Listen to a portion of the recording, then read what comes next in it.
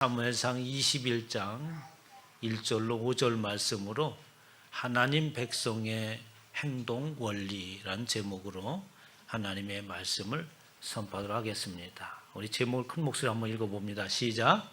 하나님 백성의 행동 원리. 하나님의 백성이요 하나님의 자녀가 되어진 사람은 그냥 자의적으로 또는 내 생각에 의하여서 나의 기분 내키는 대로 행동하는 것이 아니라 예수 그리스도를 믿는 저와 여러분 모두는 행동의 원리가 있습니다. 그 원리는 바로 하나님 백성된 자로서 원리고 하나님의 말씀을 통하여서 우리의 행동이 이루어지는 원리라고 말할 수 있습니다. 계속해서 다윗과 사울을 비교하면서 하나님의 말씀이 진행됩니다. 다윗이 성령이 충만하고 믿음이 충만할 때에 그는 정말 강한 자였습니다. 그러니까 우리가 약하다, 강하다라고 하는 의미는 뭐냐니까 우리가 정말 육신적으로 강하고 뭔가 남들보다도 뛰어난 게 있을 때 강한 것이 아니고 우리가 육신적으로 약하고 또 남들보다 부족함이 많아서 약한 것이 아니라 우리의 강함과 약함이라고 하는 것은 다른 곳에 있는 것이 아니라 우리의 약하게 하고 강하게 하는 그 대상을 바라볼 때에 어떻게 인식하느냐에 따라서 강하고 약하다라고 할 수 있습니다. 다윗이 믿음이 강할 때, 믿음이 있을 때는 그 모든 것에 있어서 담대하고 강하였습니다. 그렇다고 해서 그 앞에 놓여있는 인생의 문제요 그리고 태산 같은 그 어떤 문제거리가 사라져서 강한 것이 아니라 여전히 다윗 앞에는 어떻게 골리앗이 버티고 있었습니다. 여전히 다윗 앞에는 그를 죽이려고 하는 사울이 계속해서 그를 쫓아다니고 있었고 여전히 다윗 앞에는 어떻습니까? 늘 도망자로서 그 앞에 환난과 역경이 끊임없이 있었습니다. 그러니까 우리가 강하고 담대함으로 인하여서 우리 앞에 놓이는 그 현실들이 없어지는 것이 아니라 우리 앞에 놓이는 그 현실의 인식을 새롭게 하게 되는 거죠. 골리앗이 물맷돌로 능히 이길 수 있도록 작아 보이는 겁니다. 태산 같은 문제가 어떻게 담대하게 넘어갈 수 있는 문제로 인식되어지는 것이죠. 그러니까 우리가 담대하다라고 하는 것은 문제가 해결되는 것이 아니라 우리 앞에 놓여져 있는 그 문제를 새롭게 보게 되는 것이 바로 믿음 안에서 담대함이라고 말할 수 있습니다. 이러한 하나님이 함께 하시는 믿음으로 인해서 저와 여러분 앞에 놓인 그 모든 현실들을 능히 이기시기를 주님으로 축원합니다. 이렇게 다윗이 그의 모든 삶 가운데에 하나님으로 말미암아 그 하나님을 바라보는 삶 가운데 담대하였습니다. 시편의 모든 내용들을 보면은 그 다윗의 시 그런 내용이 아니겠습니까? 시편 46편 1절서부터 3절까지 보면 하나님은 나의 피난처시다. 환난 중에 만날 큰 도움이시다. 모든 인생의 문제는 하나님께 있다고 하는 거예요. 그러므로 땅이 변하든지 산이 흔들려 바닷 가운데 빠지든지 바닷물이 솟아나고 뛰놀든지 그것이 넘침으로 산이 흔들릴지라도 우리는 두려워하지 아니하리라. 현실이 사라지는 것이 아니라 그것이 있을지라도 어떻게 두려워하지 않는 겁니다.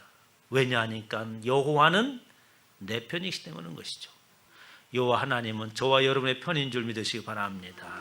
그래서 우리는 사는 거예요. 그러므로 내가 두려워하지 아니하리니 사람이 내게 어찌할까?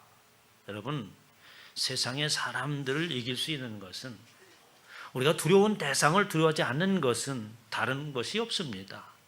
여호와 하나님이 내 편일 때에 우리는 어떻게 모든 것을 이길 수 있는 거죠.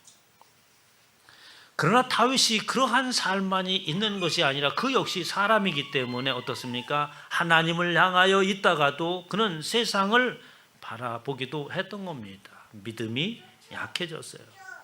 그러자 그의 마음 가운데 두려움이 엄습하고 그는 어떻습니까? 아주 비굴해지고 사람들이, 그리고 거짓말을 일삼는 사람이 되었습니다. 사무엘상 22장 10절에 그날에 다윗이 사울을 두려워하여 도망을 합니다. 그리고 그 도망한 게 블레셋의 진영에 가서 아기스라는 왕 앞에서 어떻게 미친 채를 하지 아니하면 목숨을 부지하지 못할 것 같은 그러한 위기 가운데 놓였도록 인식을 합니다. 과거에 있으면 블레셋의 그 많은 군사들, 블레셋의 그 골리앗을 물맷돌 하나를 가지고 능히 이겼는데 그 아기스 앞에서 어떻게 미친 채를 하지 아니하면 목숨을 부지하지 못하겠다고 하는 아주 연약함 가운데 빠지게 된 거죠. 그뿐만 아니라 그의 입술은 어떻습니까? 그 위기를 피하는 방법에 있어서 하나님이 나의 피난처요 환난 중에 만날 큰 도움이 아니라 그 환난과 그 피난의 방법은 임기응변으로서 위기를 넘기는 거짓말을 일삼는 아주 비굴한 자가 되어버리고 맙니다.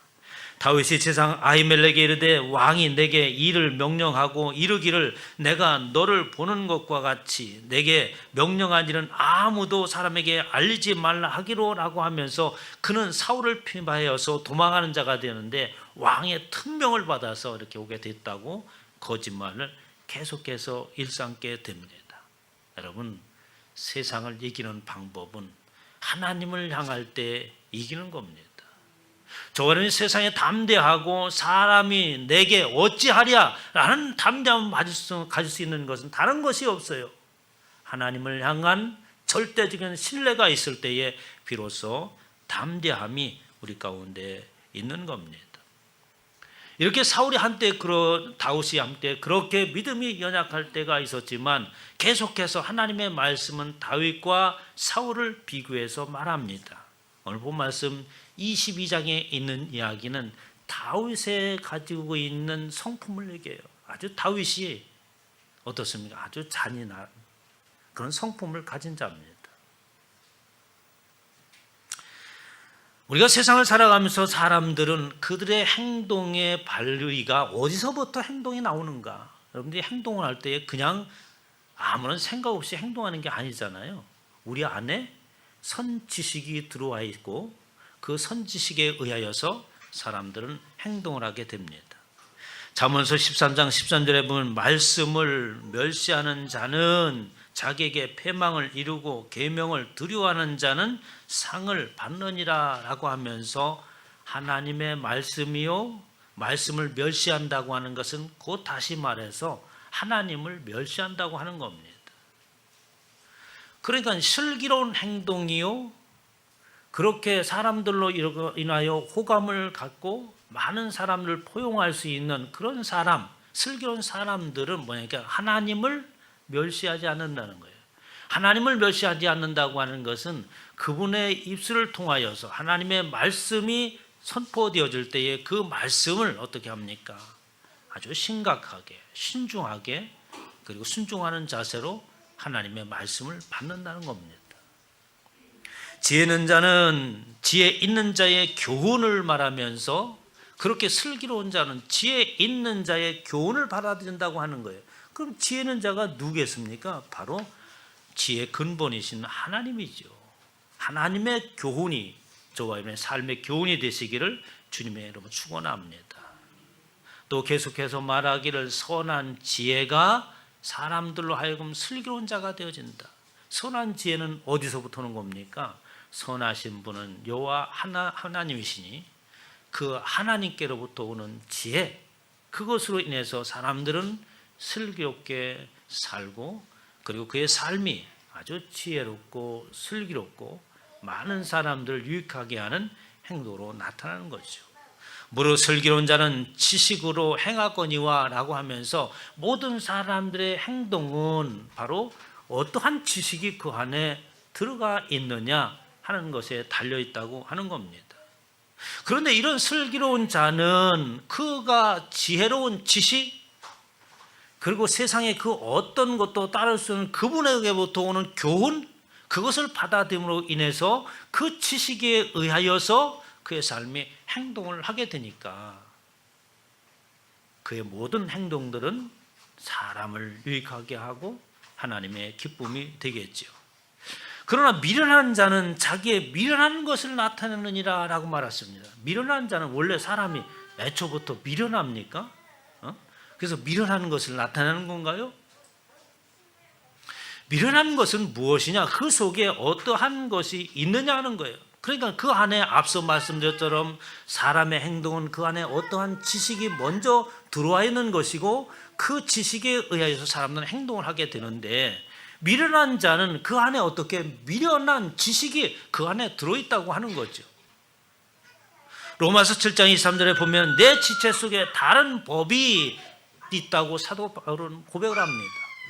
내 지체 속에 내 안에 다른 법이 있다고 하는 것은 다른 말로 해서 다른 생각, 다른 세상, 다른 지식이 내 안에 있다고 하는 거예요. 원래 본래부터 원하고 기대하는 그 지식이 아니야. 내 안에는 다른 지식이 있어서 내가 그 지식에 의해서 행동을 하게 됐다고 하는 거죠. 그것을 다른 말로 말해서 죄의 법이라, 곧 죄라고 하는 것을 드러내게 하는 행동을 하게 하는 사상이요, 다른 지식이요, 생각이 내 안에 들어왔다고 하는 거예요. 이렇게 하나님의 교훈과 하나님의 말씀의 지식이 아니면 다른 지식이 그를 지배하게 되고 그 지식은 그를 미련한 자요 결국은 사망에 이르게 하는 지식입니다. 그것을 말해서 육신의 생각이라고 합니다. 육신의 생각은 사망이요 영의 생각은 생명과 평안이라고 말하죠. 사도 사울이라고 하는 사람의 모습이 그렇습니다. 그가 잔인하고 그리고 그 잔인이 아주 수많은 아무런 연고가 없는 사람의 목숨을 파리 목숨같이 죽이는 그런 사람이 되었는데 사무엘상 15장 3절에 보면 먼저 그는 하나님의 교훈이 그 하나님의 말씀이 그 안에 있지 않자 그 자신이 어떻습니까? 주인이 되는 거죠. 지금 가서 아말렉을 쳐서 그들의 모든 소유를 남기지 말고 진멸하라 라고 하면서 하나님의 말씀이 사울에게 전달되었습니다. 그 아말렉은 하나님께서 그들 멸하지 아니하면 안 되는 죄성을 가지고 있는 자예요. 반드시 멸해야 될 대상입니다. 그들을 멸하라고 하나님께서 사무엘을 통해서 사울에게 전달되어지죠. 그런데 그 사무엘은 어떻게 그 생각을 자기 중심적으로 해석을 하게 됩니다. 사무엘상 15장 20절에 사울이 사무엘에게 대해 나는 실로 여호와의 목소리를 청종하였다라고 해요. 하나님의 말씀을 듣죠. 저와 여러분도 이곳에서 앉아서 무엇을 듣습니까? 하나님의 말씀을 듣는데 그 하나님의 말씀을 듣고 그 말씀을 해석하고 그 말씀에 순종하는 것은 해석하는 방법도 어떻게? 하나님의 뜻에 의하여서 하나님의 말씀을 받고 해석을 해야 되죠. 그런데 사울은 그 하나님의 말씀을 들었습니다. 그러나 자기 방식대로 자기가 가지고 있는 지식에 의하여서 하나님의 말씀을 해석을 합니다. 그러니까 그 해석의 결론이 어떻게 나느냐? 그렇게 여호와 하나님의 말씀을 청종하여서 그 말씀대로 가서 전쟁터에 가서 아말렉 왕을 잡아왔고 그리고 아말렉 사람을 진멸하였다라고 합니다. 아말렉과 전쟁을 싸워서 이겼구나 라는 단순한 얘기가 아니라 그 안에 함정이 있잖아요. 다 멸하라고 했는데 아말렉 왕 아가왕을 사로잡아옵니다. 그뿐만 아니라 어떻습니까? 가장 좋은 것들을 남깁니다. 가축과 모든 것들을 다 없애버리려고 했는데 아주 탐스러운 것들은 남기고 가져오죠. 그러면서 사무엘에게 얘기합니다. 백성이 그 마땅히 멸할 것 중에서 가장 좋은 곳으로 길갈에서 당신의 하나님 여호와께 제사하려고 양과 소를 끌어왔나이다 라고 하면서 마치 자기가 소유할 것이 아니라 하나님 앞에 제사를 드리기 위해서 가져온 양 이렇게 거짓말을 하게 되는 거죠. 자기의 욕심을 채우려고 했던 것인데 그래야 사무엘이 하나님의 저주의 말씀을 선포하죠. 여호와의 말씀을 버렸으므로 하나님의 교훈의 말씀을 멸시하고 그 말씀을 버린 것은 이미 하나님을 떠났다는 얘기잖아요. 그러므로 왕께서도 여호와께서 당신은 왕을 버렸습니다. 이제 당신이 왕이 되지 않게 하실 겁니다 라는 저주의 말씀을 듣자 사울이 깜짝 놀라잖아요. 사울이 사무엘에게 이르되 내가 범죄하나이다. 내가 여호와의 명령과 당신의 말씀을 어긴 것은 내 백성을 두려워하여 그들의 말을 청종하였으며, 끝까지 자기가 잘못을 인정하지 않고 그 책임을 또다시 백성에게 돌리게 되는 거죠. 바로 여호와의 말씀의 지식이 그 안에 자리 잡고 있지 못한 자가 그렇습니다. 그뿐만 아니라 계속해서 이 사울이 얼마나 잔인한 성격을 가지고 있는가라고 하는 것을 계속해서 말하고 있어요. 사무엘상 22장 18절 왕이 도에게 이르되 너는 돌아가서 제사장을 죽이라 하며 에돔 사람 도에게 돌아가서 제사장을 쳐서 그날에 새 마포 에본 입은 자 85명을 주었고 제사장 모든 가족을 어떻게 몰살을 하게 됩니다. 왜냐 하니까 다윗이 피할 때에 어떻게 바로 제사장 아비멜렉에게 피했던 거죠. 그러자 그 사실을 알고 그의 모든 가족을 몰살하게 됩니다. 제사장들의 성읍 노베의 남녀와 아이들과 젖 먹은 자들과 소와 나귀와 양을 칼로 쳤더라. 그 가족뿐만 아니라 그 성읍에 있는 모든 것을 다 멸하는 잔인성을 보이게 됩니다. 교만함은 바로 어떻습니까? 잔인함을 불러옵니다. 자신이 모든 것이 결정에 의해서 할 수 있다고 하는 이 교만함이, 이렇게 그는 왜 하나님의 말씀을 받고도 왜곡을 합니까? 바로 하나님의 말씀의 그 뜻이 중심이 아니라 자기가 가지고 있는 생각이 중심이 된 거지. 사무엘하 21장 1절에 보면 다윗 시대에 해를 거듭하여 3년 기근이 있었으므로, 다윗 시대가 이제 사무엘하가 넘어오면 다윗이 왕이 되잖아요. 근데 3년 동안 비가 안 오는 겁니다. 그래서 하나님 앞에 기도했어요. 어떻게 해서 3년 동안 비가 안 온다고 하는 것은 당시 하나님의 저주예요. 그래서 하나님 앞에 물었습니다. 3년 기근이 있으므로 다윗이 여호와 앞에 간구하며 여호와께서 이르시되 이는 사울과 피를 흘린 그의 집으로 말미암으니 그가 기브온 사람을 죽였습니다 라고 얘기하는 거예요. 사울에 어떤 일이 있었습니까? 이 여호수아 시대에 여호수아가 가나안을 점령해 나갑니다. 그런데 그 가나안 가운데에 그 기브온 족속이라는 사람이 있었어요. 근데 이 기브온 족속들이 가만히 보니까 이 히브리 사람들이 가나안 땅으로 밀고 오는데 저 여호와라고 하는 신을 앞세우고 오는구나. 그 앞에 당연히 자간이 있는 사람이 아무도 없다고 하는 것을 인식을 하게 되죠. 그래서 어떻게 위장을 합니다. 먼지서 온 족속이 그냥 꾸며가지고 옷도 어떻게 다 헤어진 것, 가죽분대 물도 다 떨어진 것, 그리고 떡도 어떻습니까? 말라 비틀어진 것을 준비하여서 여호수아 앞에 오는 거예요. 멀리서 온 민족인데 우리는 당신들 앞에서 살기를 원합니다 라고 했을 때에 여호수아가 그들을 받아들여요. 그리고 하나님의 여호와의 이름으로 맹세까지 합니다.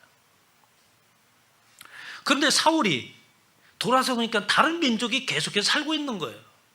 용납이 안 되는 겁니다. 그래서 사울이 그 기브온 사람들을 죽이기로 작정을 하죠. 기브온 사람은 이스라엘 족속이 아니요 그들은 아모리 사람 중에서 남은 자라. 이스라엘 족속들이 전에 그들에게 맹세하였거늘 사울이 이스라엘과 유다 족속을 위하여 열심히 있으므로 그들을 죽이고자 하였더라. 이에 왕이 기브온 사람을 불러 그들에게 물으니라 라고 하면서 그때 어떻게 기브온 사람들을 죽이게 됩니다. 중요한 것은 뭐냐니까 열심이라고 하는 것은 뭐예요? 사도 바울 사울도 열심이었죠. 그래서 그 열심이 득심하여서 예수 그리스도를 믿는 사람들을 척결하려고 나섰습니다. 사울의 욕심은 어떻습니까? 그는 그 열심이, 그 열정이 질투심이었고, 그리고 어떻습니까? 하나님의 사랑이 오히려 자신의 우월감으로 나타나는 거죠. 그게 본질을 잃어버린 겁니다. 하나님의 사랑을 입은 사람은 어떻습니까? 그것을 통해서 자신이 하나님의 은혜를 입었다고 세상의 우월함을 드러내기 위하여서 하나님의 사랑을 준 게 아니잖아요. 우리 겸손하고 낮아지고 하나님의 성품을 세상에 선포해야 되는데 이는 하나님의 우월감에 사로잡혔습니다. 왕이 되었으니까 이제 저들이 어떻게 기부온 사람들이 이방인이 우리와 함께 살 수 있느냐라고 생각하면서 하나님의 그 맹세를 저버리고 기부온 사람을 죽이게 됩니다. 하나님의 말씀이 오히려 자기 중심적인 생각으로 해석한 결과인 거죠. 또 아주 특별한 사건이 하나 있었습니다. 창세기 49장에 보면 야곱의 축복이 나와요. 야곱이 죽음 직전에 자녀들을 모아놓고 축복을 합니다. 그런데 그 축복의 내용을 보면은 이 축복이 아니라 저주예요.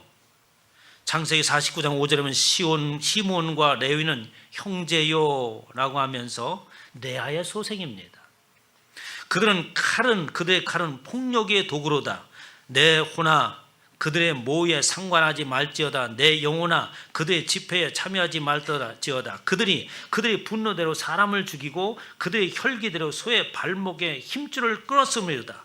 그의 노매움이 흑독하니 저주를 받을 것이요 분기가 맹렬하니 저주를 받을 것이다. 내가 그들을 야곱 중에서 나누며 이스라엘 백성 중에서 흩으리로다. 지금 야곱이 숨을 거두기 직전에 자녀들을 모아놓고 축복 기도를 하는데 저주를 하는 겁니다. 왜 야곱은 이런 저주를 할까요? 여러분 축복이라고 하는 것은 뭐예요? 주의 종이 여러분 축복을 할 때에 제 생각 임의대로 하는 게 아닙니다. 하나님의 축복을 대언할 뿐인 것이지 제가 임의대로 하는 게 아니에요. 야곱의 축복이 저주인 내용임에도 불구하고 그것을 축복이라고 얘기했어요. 하나님의 뜻이 야곱을 통해서 죄정을 매개체를 통해서 선포되는 거죠. 무슨 일 때문에 그렇습니까? 세겜에 내려갔을 때 얘기해요. 디나라고 하는 여동생이 있었지 않습니까? 세겜에 가서 겁탈을 당합니다. 그때의 세겜 사람들이 그를 우리가 정식적으로 말아드릴 테니까 당신이 원하는 예물을 다 주겠습니다. 그리고 함께 삽시다 라고 말했을 때에 이 시몬과 레위가 계략을 부립니다. 당신은 우리와 함께 살려면 할례를 받지 않는 사람은 우리는 함께 살지 못한다. 그래서 남자들 모두가 다 할례를 받게 합니다. 그 틈을 타서 상처가 아물기 전에 세겜 사람들을 몰살을 하는 거예요. 그 일을 어떻게? 하나님께서 기억하시는 겁니다. 여러분 하나님의 백성이라고 해서 무조건 천국 가는 거 아니에요. 저번에 모든 삶을 하나님의 백성 되었던 삶을 하나님께서는 그때부터는 일일이 체크를 하시는 줄 믿으시기 바랍니다. 예수 그리스도를 알기 전에는 우리는 어떻게 하나님께서 모든 것을 덮어버리지만 예수 그리스도를 안 뒤에부터는 우리의 삶에 책임이 따르게 마련입니다. 여러분 그 결과 어떻습니까? 그들이 다윗에게 얘기하는 거예요. 그 문제를 해결하는 방법은 다른 것이 없습니다. 다윗에게 가서 사울의 자손들을 우리에게 내주세요. 사울의 마지막 남아있는 무베보셋이라고 하는 한 자녀, 그러니까 요나단의 다윗과 약속한 요나단의 후손만 남겨두고 7명을 내줍니다. 모두가 다 목을 매달아 죽게 하는 거죠. 하나님께서 우리의 행동의 모든 것은 바로 그 안에 어떠한 사상이 어떠한 생각과 지식이 있느냐에 따라서 사람들은 행동한다고 말씀을 하십니다. 여러분 다윗이 어떻게 행동하는가 한번 볼까요? 사무엘상 24절에 보면 사울이 블레셋 사람을 쫓다가 돌아오며 어떤 사람이 그에게 말하되 보소서 다윗이 엔게디 광야에 있더이다. 다윗이 엔게디 광야에 숨어 있다고 하는 첩보를 듣습니다. 그래서 어떻게? 3,000명을 거리고 다윗을 잡으러 가는 거예요. 그 다윗을 잡으러 갔는데 사울이 뒤가 마려운 겁니다. 그래서 어떻게? 보니까 굴이 하나 있어. 그래서 그 굴에서 뒤를 보러 간 거예요. 그런데 그 안에 누가? 다윗의 무리들이 그 안에 숨어 있었던 거예요. 그러니까 사울이 그 안에 들어가 있으면 어떻게? 꼼짝없이 다윗의 손에 죽게 되었지 않습니까? 길가 양의 우리에 이른즉 굴이 있는지라 사울이 뒤를 보러 들어가니라. 다윗과 그 사람들이 그 굴의 깊은 곳에 있더니 다윗과 함께한 병사들이 그 굴 깊은 곳에 숨어 있었다는 얘기예요. 그러자 다윗의 측근들이 얘기한 겁니다. 다윗의 사람들이 이르되 보소서 여호와께서 당신에게 이르시길 내가 원수를 내 손에 넘기리니 내 생각에 좋은 대로 그에게 행하리라 하시더이다. 이것이 그 날입니다. 그러니까 다윗의 측근들이 얘기하는 거예요. 이거는 틀림없이 하나님께서 사울을 당신에게 넘긴 겁니다.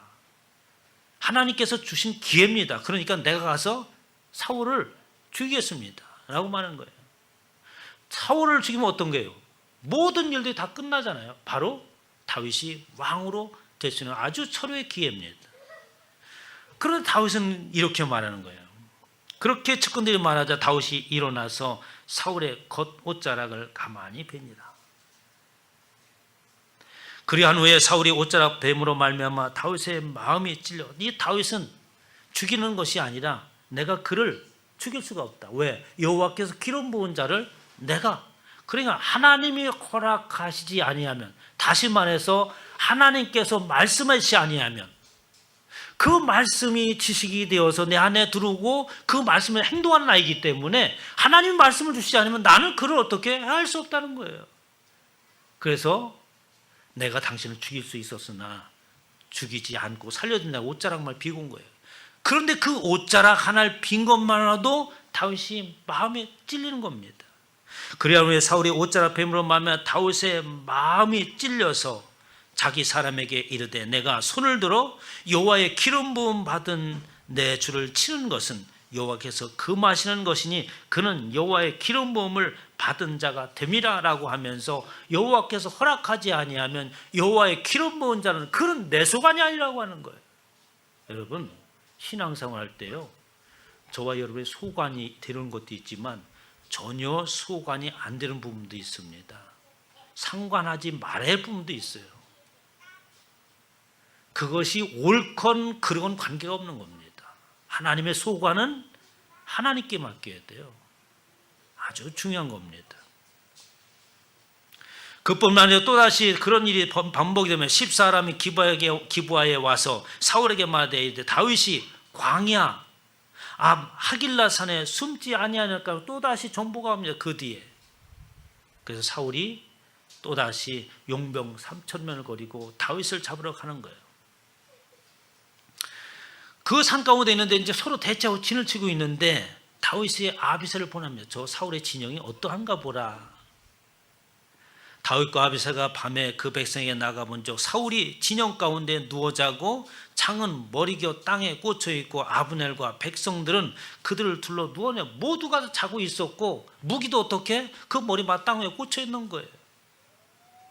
전쟁은 어떻게 이때 기회를 틈타서 어떻게 합니까? 전쟁을 해야지 승리하는 거잖아요. 그러자 아비새가 이렇게 얘기합니다. 다윗에게 이르되 하나님이 오늘 당신의 원수를 당신의 손에 넘겼음이 분명합니다. 지금 정황으로 봐서는 지금 어떻게 사울을 칠 수 있는 아주 철저의 기회라고 하는 거죠. 그러므로 청하니 내가 창으로 그를 찔러 단번에 땅에 꽂게 하소서. 내가 그를 2번 찌를 것이 없으리다.